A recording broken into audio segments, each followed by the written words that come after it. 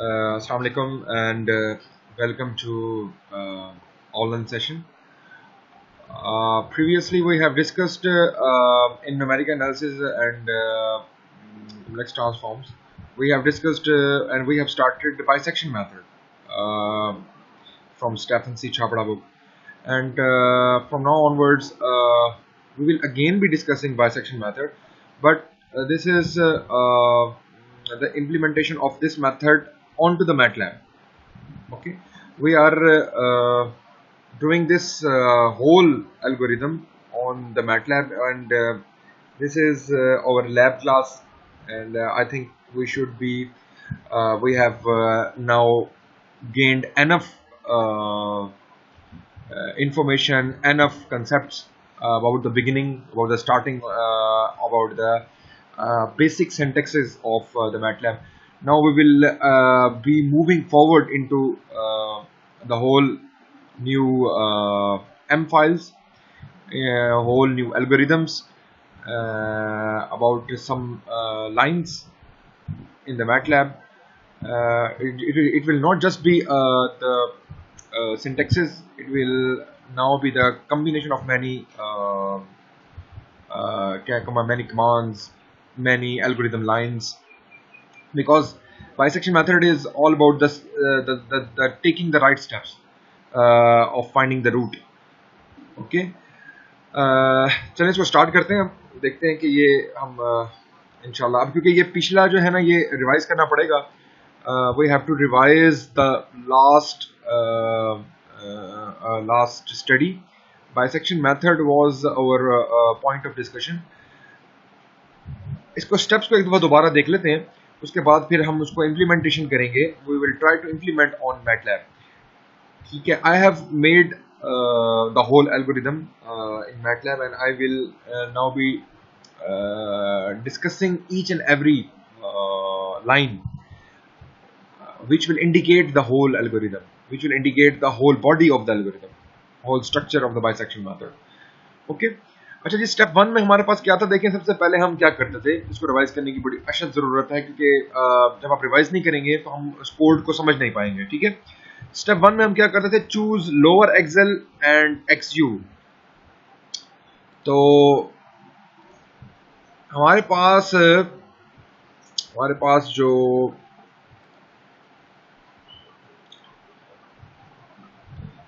जो एक्सयू हुआ करता था, वो हमारे पास क्या होता था जी, अपर लिमिट। ऐसे ही है, अपर लिमिट हुआ करती थी। ठीक है, और एक्सएल क्या होता था जी मेरे पास, ये लोअर लिमिट हुआ करती थी। ठीक है, तो ये टर्मिनोलॉजी जो है वो हम देखेंगे, वो इंपॉर्टेंट है अंडरस्टैंड करना, अदरवाइज हम इसको फुली कैप्चर नहीं कर पाएंगे। ठीक है, तो हम क्या करते थे, सबसे पहले हमने क्या किया, हमने एक्सएल और एक्सयू के गैस लिए। ठीक है, और हमने चेक किया कि हमारा जो फंक्शन है वो इस इंटरवल के बीच में साइन चेंज कर रहा है कि नहीं कर रहा। फंक्शन कौन सा था, फंक्शन वही था जो हमने एक दफा पहले इसको चेक किया था, वो पैराशूट वाला जो हमारे पास एग्जाम्पल थी, जो हमने एग्जाम्पल 5.1 थी होपफुली। ठीक है, उसमें हमने चेक किया था। तो हमारे पास, मैं दिखा देता हूँ, हमने ये जब इसको पहले डिस्कस किया था, तो एग्जांपल 5.1 में जो थे हमारे पास फंक्शन, हम उसी को लेके चलेंगे। ठीक है, जो ये वाला फंक्शन था f of c is equal to 9.81 और ये 6.81 डिवाइडेड बाय c और 1 minus e raise to minus c, और इस तरह करके ये पूरा फंक्शन जो था, इसको एज इट इज हमने आगे लेके चलना है। ठीक है, वो उसी के ऊपर ही उसने अपनी वैल्यूज निकाली है। ठीक है, तो कहने का मतलब क्या है कि वो वाला फंक्शन है, उसके अंदर आपने वैल्यूज डालनी है एक्सएल की और एक्सयू की। ठीक है, और चेक करना है, आपने क्या चेक करना है, एफ ऑफ एक्सएल। ठीक है, ये इनिशियल स्टेप था हमारे पास। इनिशियल स्टेप जो है, स्टेप नंबर 1 में ये था कि आपने एफ ऑफ एक्सएल पहले फाइंड कर लेना है, यानी कि जो भी आप एक्सएल के गैस एक रखेंगे अपने पास, ठीक है, उसको फंक्शन में डाल देना है, उसकी जो भी वैल्यू आ जाएगी। फिर उसके बाद फंक्शन ऑफ एक्सयू, इसकी भी कोई ना कोई वैल्यू आ जाएगी। ये दोनों निकालने बड़े जरूरी हैं, ये आप निकालेंगे तो ही आपको वैल्यूज का पता चलेगा। और अगर उसकी वैल्यू जो है ना वो 0 से लेस हो जाती है, देखिए 0 से लेस हो जाती है, तो हम कह सकते हैं कि हमारे पास जो गैसेज हैं वो ठीक है, हम अब आगे प्रोसीड कर सकते हैं। गैस कौन से, ये जो हमने इनिशियल गैस ये वाले लिए हैं। ठीक है, ये हमने इनिशियल गैस लिए थे।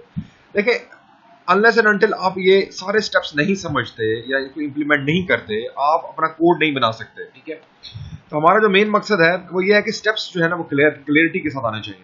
उसके बाद ये हो गया कि जब आपने एक्स यू और एक्स एल ले लिए, फाइंड कर लिए, तो अब आपने अपने रूट की तरफ जाना है, ठीक है। तो क्योंकि ये बाइसेक्शन मेथड है, तो स्टेप नंबर 2 जो है हमारे पास X L plus X U divided by 2 करना पड़ेगा। यानी कि अगर फर्ज करें मेरे पास एक लाइन है, ये मेरे पास एक्स एल पॉइंट है और ये मेरे पास एक्स यू पॉइंट है, तो बेसिकली हमारा मकसद इसके अंदर होता है रूट फाइंड आउट करने का। तो रूट कहीं भी लाई कर सकता है, इस पूरे रीजन के अंदर कहीं भी लाई कर सकता है।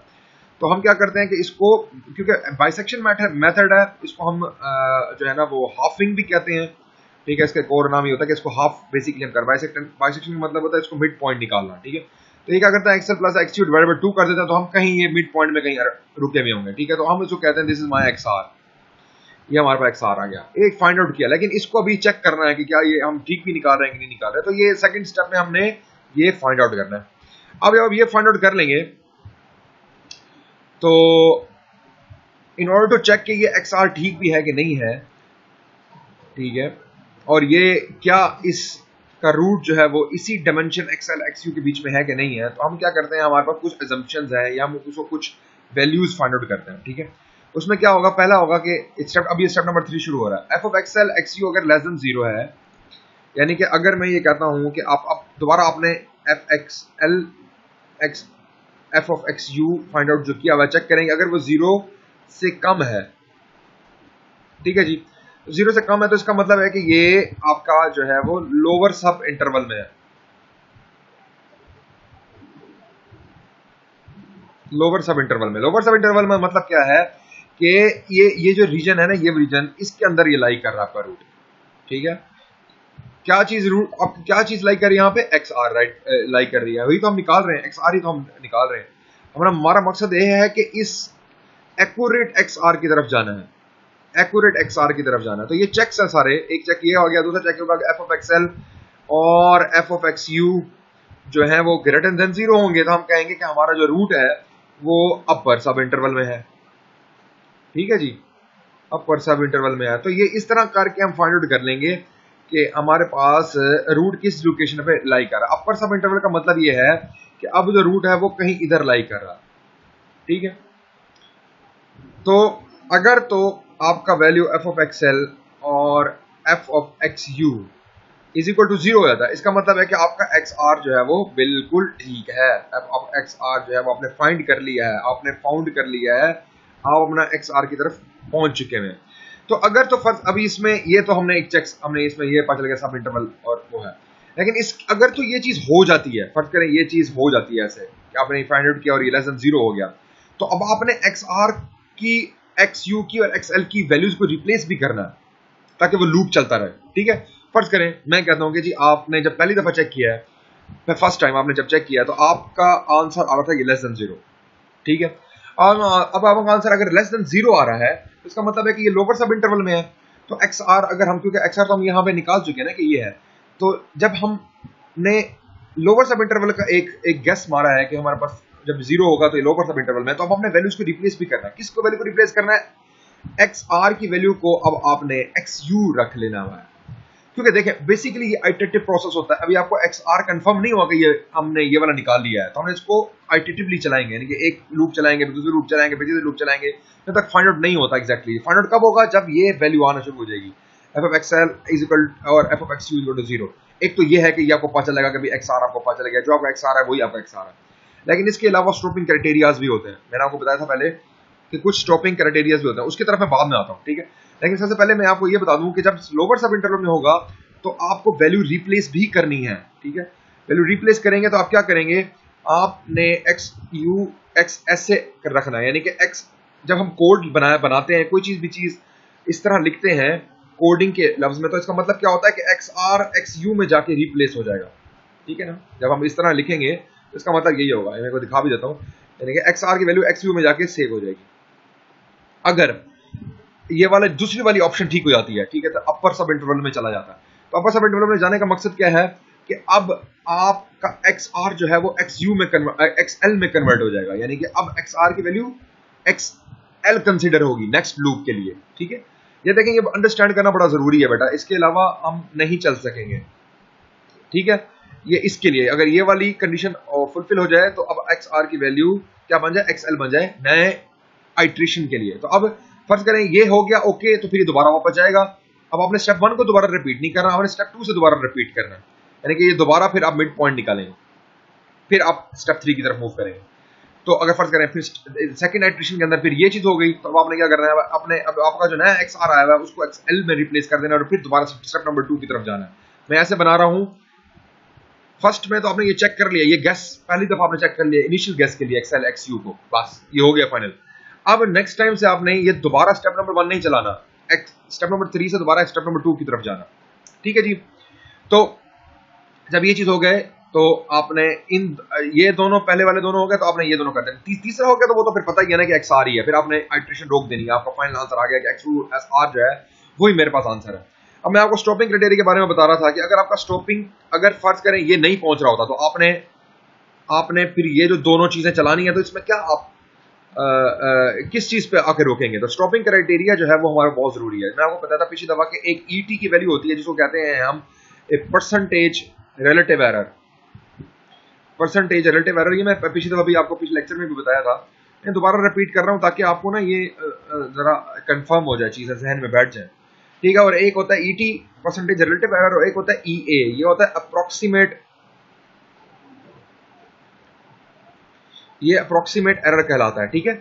ईटी और ईए में फर्क क्या होता है? ईटी और ईए में फर्क ये होता है कि ईटी में आपको जो आपका रूट होता है एक्स आर जो होता है, जो फाइनल एक्स आर होता है वो पहले से पता होता है। ठीक है। ऑलरेडी मैं लिख देता हूं, ऑलरेडी गिवन, आपने बस आइट्रेशन करते हुए वहां तक पहुंच रहा है। लेकिन ये जो है अप्रोक्सीमेट एरर जो है, इसके अंदर आपके पास जो एक्स आर की वैल्यू होती है वो अननोन होती है। मैं यहाँ पे लिख देता हूं, एक्स आर की जो वैल्यू होगी वो अननोन होगी और आपने वहां तक पहुंचना है। ठीक होगी बात? आपको पिछले बताया था, ये फॉर्मूला आप उसको देख लीजिएगा पीछे से। ठीक है। तो जैसे कि ये मैं आपको दिखा देता हूँ, ये एक्स ई ए का जो हमारे पास फॉर्मूला, ये देखें, x r minus x old over x r new. अब इसमें होता क्या है कि आपका जो न्यू एक्स आर आ रहा होता है वो इधर आएगा, पुराना एक्स आर यहाँ पे आएगा, और जो न्यू जो नेक्स्ट आइट्रेशन का आ रहा होता है वो यहाँ पे आएगा और 100 करेंगे, और इसी तरीके से हम इसको लूप को चलाएंगे। ठीक है। अब इस अगर तो ईटी होगा तो इस एक्स आर और इस एक्स आर न्यू की जगह पे वो आप ऑलरेडी रूट पता होगा वो कौन सा है। ठीक है। और आप उसकी तरफ मूव करते हुए जाएंगे, बाकी फॉर्मूला ये सेम होगा। ठीक है। अब आपने ईटी और ईए की वैल्यू को कोशिश ये करना है कि ईटी या ईए ये नियरली अबाउट इक्वल टू 0 होने चाहिए, यानी कि 0 के करीब करीब होंगे हम, वो मैं आपको बताऊंगा, मैं कितना आपको बताता हूँ। फर्स्ट कर बताता हूँ मैं 0.05 तक परसेंट तक जाना है, फिर आपने ये मैं किसी भी कहता हूँ 0.5% तक जाना। तो अगर क्योंकि ये जो वैल्यूज होती हैं ये अप्रोच करेंगी 0 की तरफ, जो ईटी है ये है, तो मैं आपको बता दूंगा कि जब इस तक आ जाए आपका एरर तो आपने स्टॉप कर देना है, फिर आपने एडिशन और नहीं करनी, और उसी को ही एक्स आर को ही आपने कंसिडर करना है कि यही फाइनल एक्स आर है। ठीक है। तो आई होप अब ये चीजें पुरानी वाली क्लियर होगी दोबारा तो एक्सप्लेन कर दी है। अब इसी सारी की सारी चीज को ये आपने एग्जांपल नंबर 5.4 पूरी कंप्लीट करनी है, जिसमें ये की वैल्यूज वो निकाल रहा होता है। देखें इस तरह का टेबल बनेगा, आइट्रेशन बनेगी 1 2 3 4 करके। सबसे पहले एक्सएल और एक्सयू को इनिशियल गैस लिया और एक एक्स आर की वैल्यू आई, आप कैलकुलेट करेंगे बकायदा अपने पेज के ऊपर निकाल के बेटा। ठीक है। ऐसे आपको कंफर्म नहीं आएगा कि हम क्या करें, और उसके मुताबिक पहली वैल्यू जो होगी ना ई ए की वो नहीं आएगी, बिकॉज पहली वैल्यू में आपके पास जो है वो एक ही जो है ना आपकी ई ए की वैल्यू है जो आप कैलकुलेट करेंगे।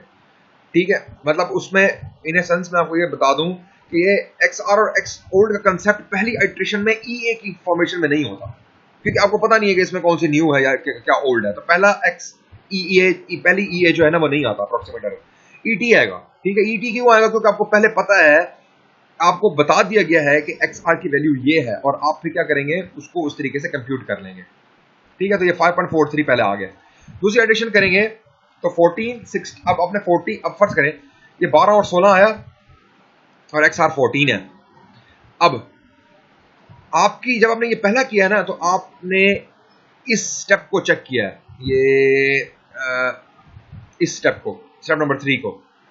ठीक है। तो आपने चेक किया तो आपको ये पता चला कि मेरा जो रूट है वो मेरा रूट जो है वो अपर सब इंटरवल में आ रहा है, ठीक है। अपर सब इंटरवल का मतलब ये है कि अपर सब इंटरवल का मतलब ये है कि ये इस तरह इधर आ रहा है, ये अपर सब इंटरवल में है, ठीक है। और क्या हो रहा होगा, ये वाली कंडीशन ऑक्यूपाई हो रही होगी, ठीक है, ग्रेटर देन 0 आ रहा होगा, ठीक है।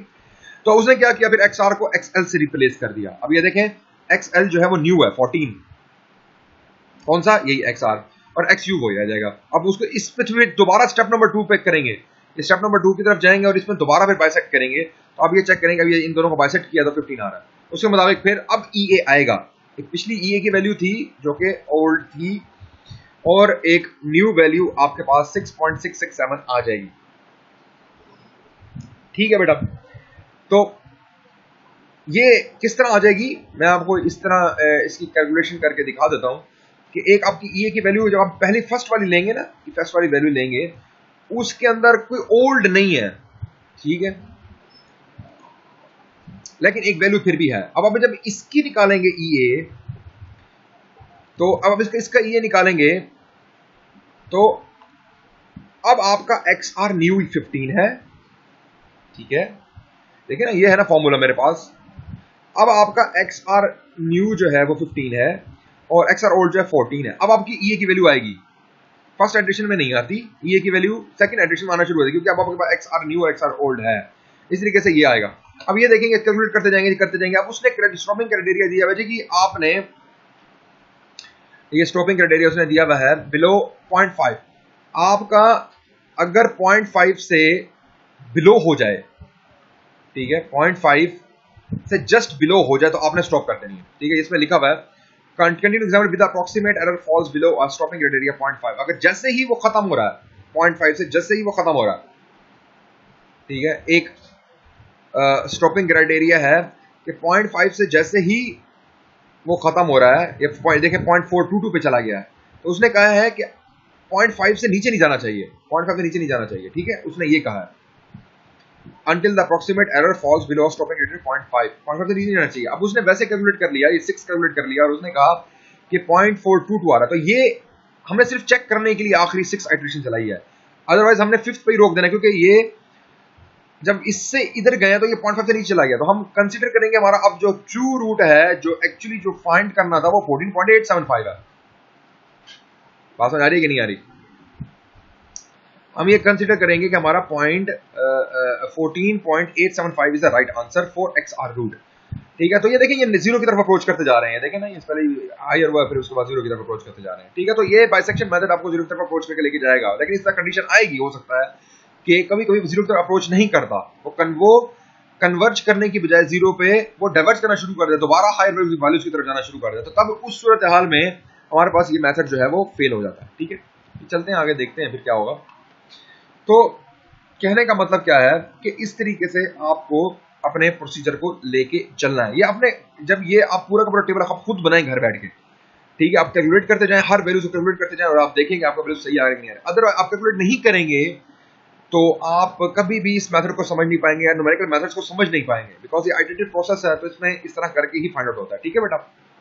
अच्छा जी, अब मैं आपको समझ आ गई ये चीज। अब हम मूव करते हैं टुवर्ड्स ओवर मैटलैब। अब ये जो है ना, मैंने कोड इसके अंदर बनाया हुआ है और मैं आपको इस कोड के बारे में अब इंफॉर्मेशन दे देता हूं, ताकि आप घर बैठ के अपनी मैटलैब के ऊपर भी इसको इंप्लीमेंट करें और आप देखेंगे कि किस तरह होगा। वैसे तो ये आपको खुद इंप्लीमेंट करना चाहिए था ये पूरा पूरा एल्गोरिथम, लेकिन मैं आपको ये एल्गोरिथम एक दफा समझा रहा हूँ, फिर हम नेक्स्ट एल्गोरिथम, ताकि आपको एक बेस बन जाएगी, तो आप खुद कोशिश करें उसको इंप्लीमेंट करने की, ठीक है जी।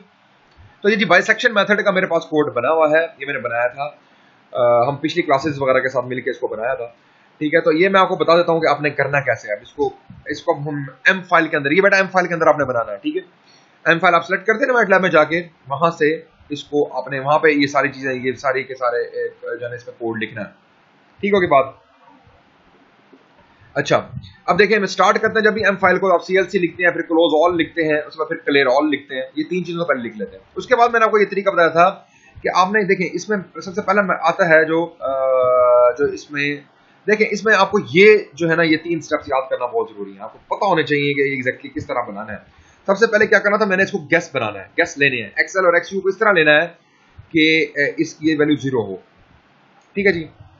तो अब देखें, सबसे पहले मैंने एक्सएल लिया, मैंने इनपुट से, इनपुट ये कमांड थी जो हम आपको बताते थे, इसमें यूजर से हम अप वैल्यू लेते हैं, ठीक है। तो आपने एक lower value boundary limit value ले ली, उसके बाद आपने एक एक्सयू अपर बाउंड्री लिमिट वैल्यू ले ली, ठीक है। ये दोनों इनिशियल गेस ले लिए, अब इनको चेक करना है कि ये ठीक भी है कि नहीं है। लेकिन उससे पहले आपने एंड नंबर ऑफ आइट्रेशंस को भी एक इनपुट करा लेना है। एन जो है नंबर ऑफ आइट्रेशन है, आप बता दें उसको भाई इतनी आइट्रेशन मैंने चलानी है, तो वो खुद ब्रेक करेगा बाद में। अभी लेकिन आपको बता दें कि ये कितने इनपुट आपने इसको देनी है कि हमें इतने आइट्रेशन चलाते हैं, ऐसे रफली दे दें 10 तक दे दिया करें, उससे पहले ही शायद होपफुली वो खुद ब खुद ब्रेक कर जाएगा। कोड में इस तरह हमने सेटिंग की है कि वो खुद ब खुद ब्रेक करेगा, ठीक है।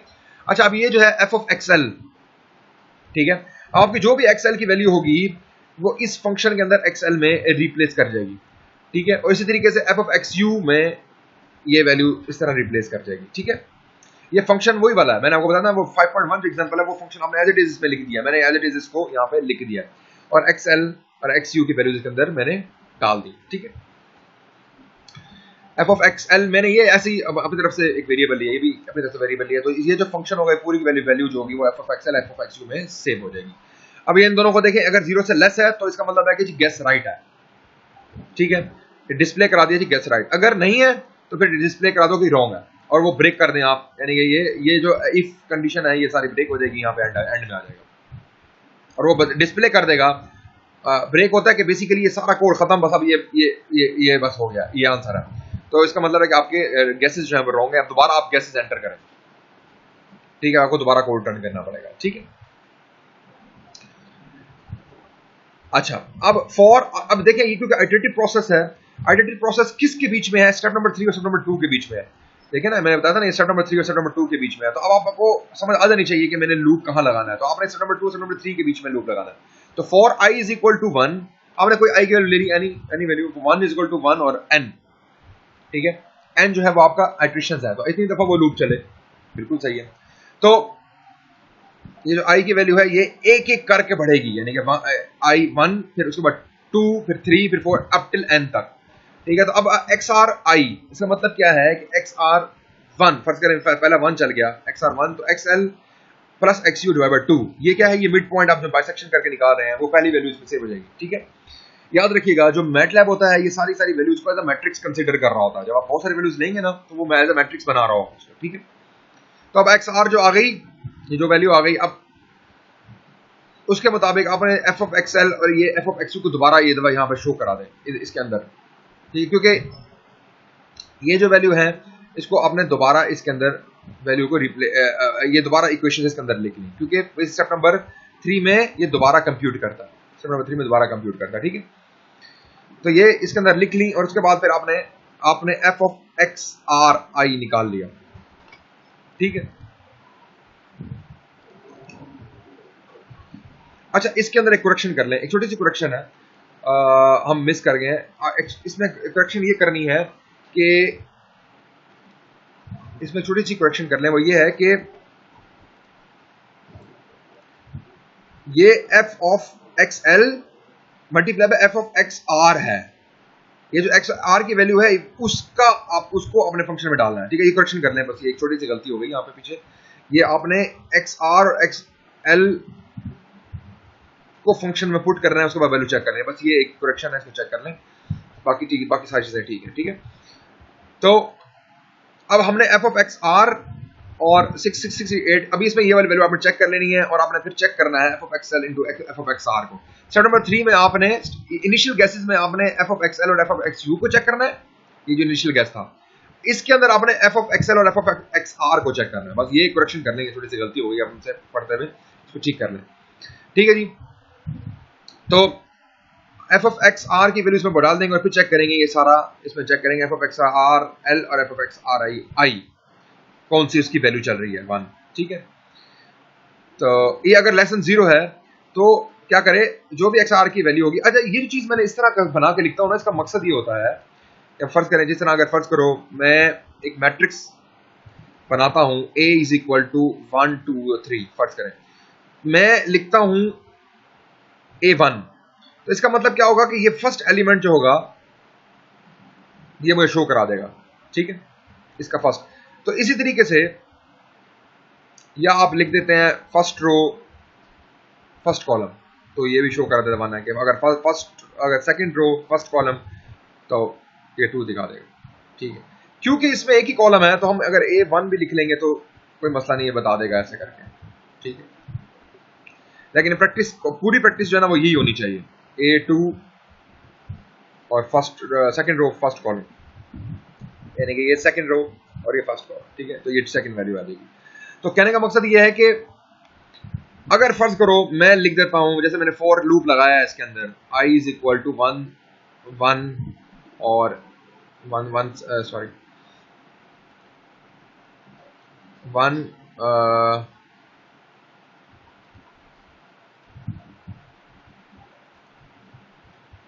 अच्छा जी 1 1 और उसके बाद n तक।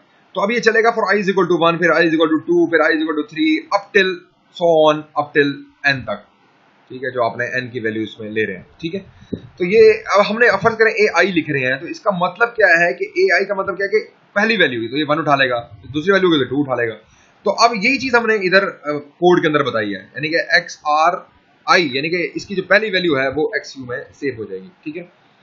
और ये सारा मैंने फिर एल्स इफ लगा के मैंने ये जो पूरा है 3 स्टेप्स जो है वो हमने एल्स इफ करके, क्योंकि कंडीशंस है तो फिर हमने इस तरह कंडीशंस को बना ली, ठीक है।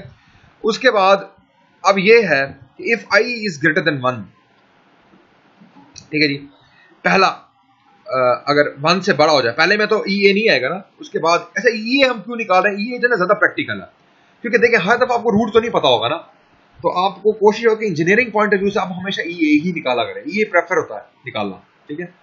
तो हमेशा आपको रूट तो नहीं पता होगा, आपको खुद ही निकालना पड़ेगा। तो स्टॉपिंग क्राइटेरिया आपको लाजमी गिवन होगा, ऐसी बात नहीं है। तो स्टॉपिंग क्राइटेरिया मेरा जो है मैंने इसमें दिया हुआ 0.02, ठीक है, ये मैंने ये वैल्यू दी हुई है, इससे कम पे वो ब्रेक कर देगा, ठीक है। तो आपने क्या किया, आपने कैलकुलेट किया, ये मैंने EI का फॉर्मूला लिखा हुआ है, ये जो आपका EI का या EA का जो फॉर्मूला है वो ये लिखा हुआ, ठीक है। तो ये फॉर्मूला इसमें है, तो कैलकुलेट करेगा और फिर अपनी वैल्यू दिखा देगा। ये EI माइनस 1 जो है मैंने पिछली वैल्यू दिखाने के लिए, यानी कि अगर फर्ज करें एक एरर की पुरानी वैल्यू है, एक एरर की नई वैल्यू है, ठीक है, जैसे कि यहाँ पे एक्सप्लेन हो रहा है कि ये पुरानी वैल्यू है और ये नई वाली वैल्यू है एरर की, ठीक है। तो ये मैंने इसको यहाँ पे ये वाली जो कमांड है वो इसके पुरानी वैल्यू दिखाने के लिए, ठीक है। उसके बाद नॉर्म EI, नॉर्म का मतलब होता है कि एब्सोल्यूट वैल्यू लेगा EI की, नेगेटिव में नहीं आ रही होगी, ठीक है। तो अगर वो इससे 0.02 से कम है EI की वैल्यू, ये वाली वैल्यू ये जो आप कैलकुलेट कर रहे हैं, तो XRI माइनस 1, XRI माइनस 1 यानी कि एक वैल्यू जो पिछली वाली है, ठीक है, अगर तो 0.02 से, क्योंकि वो एक आगे चल चुका हुआ होगा ना, ठीक है। तो हमने XRI जो पिछला वाला है उसको कंफर्म कर देना है कि यही हमारा रूट है 14.875, ठीक है, जो मैंने आपको समझाया जिस तरीके से, ठीक है। तो अब XRI माइनस 1 पिछले वाले वैल्यू उठा लेंगे, इसमें डिक्लेयर कर देंगे और वो आपका शो हो जाएगा, ये शो कराने के लिए, ठीक है, शो हो जाएगा कि भाई यही रूट है, और उसको आप ब्रेक कर देंगे अगर तो ये इसके नीचे अगर तो होता है, ये इस इफ के अंदर जाएगा ही उस वक्त जब 0.02 से वो वैल्यू लेस होगी, तो फिर वो डिक्लेयर करेगा फाइनल वैल्यू को XR की, वरना अदरवाइज नहीं करेगा, तो ब्रेक कर देगा बस वो, आप फिर वो शो हो जाएगा कि भाई ये वही वैल्यू है XR की जो हमने फाइंड आउट करनी थी, एक्चुअली जो रूट हमने निकालना था, ठीक है। इसके बाद ये एंड आपने लगा दिया, ये एक फॉर का एंड आ जाएगा, उसके बाद ये इफ और एल्स इफ के दो एंड यहाँ पे आ जाएंगे, और उसके बाद ये इफ ये एल्स इफ, ठीक है, एल्स इफ का भी एक एंड होता है ना, तो ये एक दो एंड तो इसकी ये वाला खत्म हो गया, ठीक है, एक इफ इस वाले का एंड और एक इफ इस वाले का एंड, ठीक है, और एक ये एंड फॉर का, तो ये एक कंप्लीट आपका कोड है। तो इसको मैटलैब में आप इंप्लीमेंट कीजिएगा और देखिएगा रिजल्ट्स क्या आते हैं। आपने मुझे क्या करके दिखाना है, जो आपने मैनुअल के अंदर बेसिकली वो पोर्ट्रे करना है, वो ये है कि ये एग्जांपल जो है, ये जो टेबल है ना आपके पास, ये टेबल जो है वो आपके पास एज इट इज बन के आना चाहिए, ठीक है। ये सारी वैल्यूज आपको डिस्प्ले करना चाहिए और आपको डिक्लेयर होना चाहिए 14.875 आपकी वैल्यू आ रही है, ठीक है। आप ये वैल्यूज कहाँ से चेक करेंगे, आप ये वैल्यूज चेक करेंगे आपकी वर्क स्पेस की, यहाँ पे साइड में वैल्यूज आ रही होती है ना, आप वहाँ चेक करेंगे आपकी वैल्यू सही भी बन रही है कि नहीं बन रही, ठीक है। यहाँ से आप ये टेबल को जस्टिफाई करेंगे, बताएंगे कि ये इस तरह वैल्यूज आ रही है, ठीक है। तो ये आपने 5.4 जो है मैटलैब में इंप्लीमेंट करनी है एज इट इज, और इसको अपने मैनुअल के अंदर लिख लेना, ठीक है बेटा।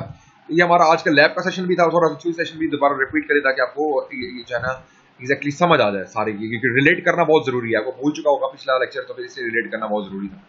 ठीक है, बस इसमें एक करेक्शन आपने ये कर लेनी है कि ये हमने जो एक्स यहाँ पे यू लिखा हुआ था, इसमें स्टेप नंबर 3 में वो एक्स आ रहा है। ठीक है, ठीक है, ये एक्स आ रहा है, यहाँ पे भी एक्स आ रहा है, ये भी एक्स आ रहा है। ठीक है जी, बस ये कंफर्म कर लीजिएगा, बाकी सारा प्रोसीजर सेम है।